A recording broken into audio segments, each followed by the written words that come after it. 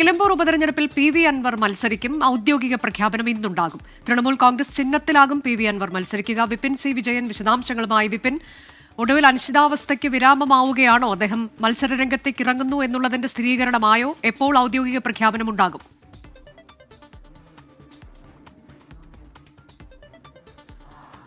അനുജ, ഇന്നലെ മത്സരിക്കാൻ താല്പര്യമുണ്ടെങ്കിലും പക്ഷേ പണമില്ലാത്തതിനാൽ പിന്മാറുന്നു എന്നായിരുന്നു PV അൻവർ വാർത്താസമ്മേളനത്തിൽ പറഞ്ഞത്. അതിൽ വീണ്ടും ഒരു ട്വിസ്റ്റ് ഉണ്ടായിരിക്കുന്നു. അദ്ദേഹം മത്സര രംഗത്ത് ഉണ്ടാകും, തിരഞ്ഞെടുപ്പ് ഗോതയിൽ അദ്ദേഹം ഉണ്ടാകും എന്നുള്ളതാണ് ഏറ്റവും ലേറ്റസ്റ്റ് ആയിട്ടുള്ള വിവരം. ഔദ്യോഗിക പ്രഖ്യാപനം അല്പസമയത്തിനകം തന്നെ ഉണ്ടാകുമെന്ന് പ്രതീക്ഷിക്കുന്നു. അദ്ദേഹം ഒരു 9:30 കൂടി തന്നെ മാധ്യമങ്ങളെ കാണാനാണ് സാധ്യത.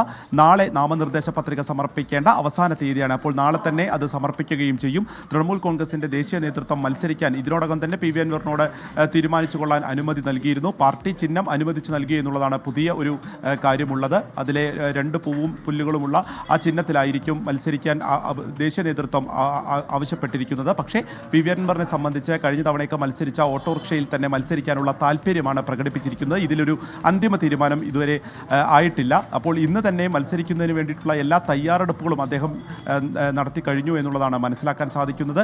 അങ്ങനെ PV അൻവർ കൂടി മത്സര രംഗത്തേക്ക് വരുന്നതോടുകൂടി അത് LDF-നും UDF-നെയും സംബന്ധിച്ച് വലിയ രീതിയിൽ തന്നെ ബാധിക്കുമോ? തൻ്റെ കയ്യിലുള്ള വോട്ട് എത്രയുണ്ട്, എത്ര വോട്ട് തനിക്കുണ്ട്, അതങ്ങനെ ശക്തി തെളിയിക്കാൻ കൂടി ഒരുങ്ങുകയാണ് PV അൻവർ ഈ ഘട്ടത്തിലെന്ന് പറയാം. ഒപ്പം പിണറായിസത്തെക്കുറിച്ചാണ് പറഞ്ഞിട്ടാണ് അദ്ദേഹം രാജിവെക്കുന്നതും ഈ തിരഞ്ഞെടുപ്പ് വരുന്നതും ഒക്കെ എന്നുണ്ടെങ്കിൽ ഇപ്പോൾ അത് UDF-ഉമായുള്ള ഒരു കലഹത്തിൽ, പ്രത്യേകിച്ച് VD സതീശനുമായുള്ള ഒരു കലഹത്തിൽ എത്തി നിൽക്കുന്നു എന്നുള്ളതാണ് മറ്റൊരു പ്രധാനപ്പെട്ട കാര്യം.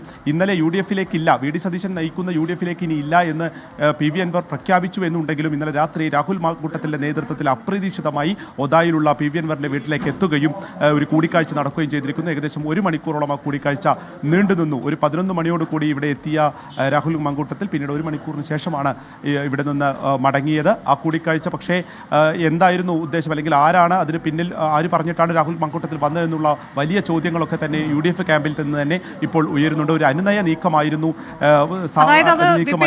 ഔദ്യോഗിക നേതൃത്വത്തിന്റെ സമ്മതമില്ലാതെ വ്യക്തിപരമായി രാഹുൽ മാങ്കൂട്ടത്തിൽ നടത്തിയ ഒരു കൂടിക്കാഴ്ചയായിരുന്നു. രാഹുൽ മാങ്കൂട്ടത്തിൽ ഇന്നലെ PV അൻവറുമായി ബന്ധപ്പെട്ട ചോദ്യങ്ങൾക്കൊക്കെ മറുപടി നൽകിയത് എന്താണ് നമ്മൾ കേട്ടതാണ് തത്സമയം തന്നെ. എന്ത് സാഹചര്യത്തിലായിരുന്നു രാഹുൽ മാങ്കൂട്ടത്തിന്റെ കൂടിക്കാഴ്ച? അദ്ദേഹത്തിന്റെ വ്യക്തിപരമായൊരു നീക്കമായിരുന്നോ ഇത്? അതെ, അക്കാര്യത്തിൽ UDF-നെ സംബന്ധിച്ചൊരു ആശയക്കുഴപ്പമുണ്ട്. കാരണം അങ്ങനെയാണെങ്കിൽ രാഹുൽ മാങ്കൂട്ടത്തിൻ്റെ അത്തരമൊരു നീക്കത്തിന് വേണ്ടി ഇതിൽ ഏകദേശം ഒരാഴ്ചയോളമായി UDF-ൻ്റെ പ്രധാനപ്പെട്ട എല്ലാ നേതാക്കളും ഈ ഒരു കൂടിക്കാഴ്ചയ്ക്കും ഒപ്പം തന്നെ പല വിധത്തിലുള്ള സമവായ ചർച്ചകളൊക്കെ നടത്തുന്നുണ്ട്. പിന്നെ ഇനി UDF-ലേക്ക് ഇല്ല, അതും VD സതീശനെതിരെ അതിരൂക്ഷ വിമർശനം നടത്തി നിൽക്കുന്ന ഒരു സാഹചര്യത്തിൽ വീണ്ടും രാത്രി രാഹുൽ മാങ്കൂട്ടത്തിൽ ഇവിടെ എത്തുകയും കൂടിക്കാഴ്ചയും നടത്തിയത് ആരുടെ താല്പര്യപ്രകാരമായിരുന്നു എന്നതിനെയൊക്കെ സംബന്ധിച്ചും UDF-ൽ ഒരു ആശയക്കുഴപ്പമുണ്ട്. ചില നേതാക്കളൊന്നും അതിനെക്കുറിച്ച് അറിഞ്ഞിട്ടില്ല എന്നുള്ളതാണ് നമ്മോട് പ്രതികരിക്കുകയും ചെയ്തിട്ടുള്ളത്. അപ്പോൾ അതിൽ കൂടുതൽ രാഷ്ട്രീയ ചലനങ്ങൾ നടക്കുമെന്ന് ഒരു തരത്തിലും ഒരു വിട്ടുവീഴ്ചയ്ക്കില്ല എന്ന നിലപാടില്ലേ, അതിൽ ഉറച്ചു നിൽക്കുന്നുണ്ടോ വിപിൻ? തീർച്ചയായിട്ടും അതിൽ തന്നെയാണ് ഇപ്പോൾ ഉറച്ചു നിൽക്കുന്നത്. പക്ഷേ 5-ാം തീയതിയാണ് നാമനിർദ്ദേശ പത്രിക പിൻവലിക്കാനുള്ള ഏറ്റവും അവസാന തീയതി. ഒരു അത്ഭുതം സംഭവിക്കുകയാണെങ്കിൽ മാത്രമായിരിക്കും ഇനി UDF-ഉമായിട്ടുള്ള ഒരു സഹകരണത്തിന് സാധ്യത. അപ്പോൾ ഈ 5-ാം തീയതി വരെ മറ്റേതെങ്കിലും രീതിയിലുള്ള അനുനയ ചർച്ചകൾ നടക്കുമോ എന്നുള്ളത് കൂടി അറിയേണ്ടതുണ്ട്.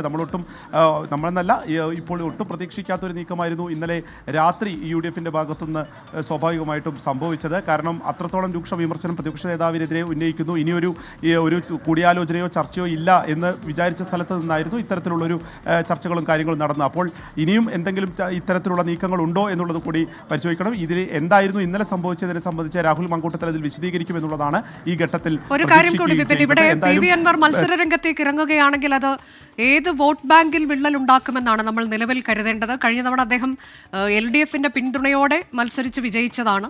ഇക്കുറി അദ്ദേഹം ഈ മലയോര കർഷകരുടെ കാര്യമൊക്കെ എടുത്തു പറഞ്ഞുകൊണ്ട്, വന്യജീവി ആക്രമണമൊക്കെ എടുത്തു പറഞ്ഞുകൊണ്ട് തെരഞ്ഞെടുപ്പ് രംഗത്തേക്ക് ഇറങ്ങുന്നു. ഒപ്പം തന്നെ പിണറായിസത്തിനുള്ള അന്ത്യം കുറിക്കുമെന്ന് പറയുകയാണ്. ഏതായാലും അദ്ദേഹം തെരഞ്ഞെടുപ്പ് രംഗത്തേക്ക് ഇറങ്ങിയാൽ ഈ വിഷയങ്ങൾ കൂടാതെ ഇനി UDF-നെതിരെയും രൂക്ഷ വിമർശനം ഉന്നയിക്കാനുള്ള സാധ്യതയുണ്ടല്ലോ. തീർച്ചയായും യു ഡി എഫിനെ സംബന്ധിച്ച് അത്തരത്തിലുള്ള ഒരു ആശങ്കയുണ്ട്. കാരണം പി വി അൻവർ ഒരു വോട്ട് ബാങ്ക് ആണ് എന്നുള്ളത് ഇതിനു മുൻപ് തന്നെ യു ഡി എഫ് നേതാക്കൾ പറഞ്ഞിരുന്നു, പ്രത്യേകിച്ച് മുസ്ലിം ലീഗിന്റെ നേതാക്കളൊക്കെ പറഞ്ഞിരുന്നു. അതിന്റെ ഭാഗമായിട്ട് തന്നെയായിരുന്നു ഇത്രയും ദിവസം ഈ ഒരു അനുനയ ചർച്ചകളും പി വി അൻവറിനെ കൂടെ നിർത്താനുള്ള ശ്രമങ്ങളൊക്കെ. അതെല്ലാം അമ്പെ പരാജയപ്പെട്ടപ്പോൾ സ്വാഭാവികമായും ഇനിയുള്ള ഇനിയുള്ള പി വി അൻവറിന്റെ എല്ലാ പ്രസംഗങ്ങളിലും ഇനിയുള്ള ഈ തെരഞ്ഞെടുപ്പ് പ്രചാരണത്തിലൊക്കെ വി ഡി സതീശനെതിരെ പ്രത്യേകിച്ച് ആര്യട ഷൗക്കത്തിനെ സ്ഥാനാർത്ഥിയാക്കരുത് എന്ന് താൻ എന്തുകൊണ്ട് പറഞ്ഞു എന്നതിനെ സംബന്ധിച്ചിട്ടുള്ള ഒരു വിശദീകരണങ്ങൾ ഉണ്ടാവും. അത് യു ഡി എഫിനെ എത്രത്തോളം ക്ഷീണം ചെയ്യും എന്നുള്ളത് തന്നെയാണ് അവരെ സംബന്ധിച്ചിട്ടുള്ള ആശങ്ക. ഒറ്റക്കെട്ടാണ് എന്ന് പറയുമ്പോൾ പോലും യു ഡി എഫിനെ സംബന്ധിച്ച് ആ ഒരു വോട്ട് ബാങ്കിൽ ഏതെങ്കിലും രീതിയിലുള്ള വിള്ളൽ വരുമോ? കാരണം അത്രയേറെ ഒരു സ്ഥിരതയുള്ള വോട്ട് ബാങ്ക് എന്ന് പറയാവുന്ന ഒരു സ്ഥലമല്ല ഇരുമുന്നണികളെയും സംബന്ധിച്ച്. 2700 വോട്ടിന്റെ മാത്രം വിജയമായിരുന്നു കഴിഞ്ഞ തവണ ഉണ്ടായത്.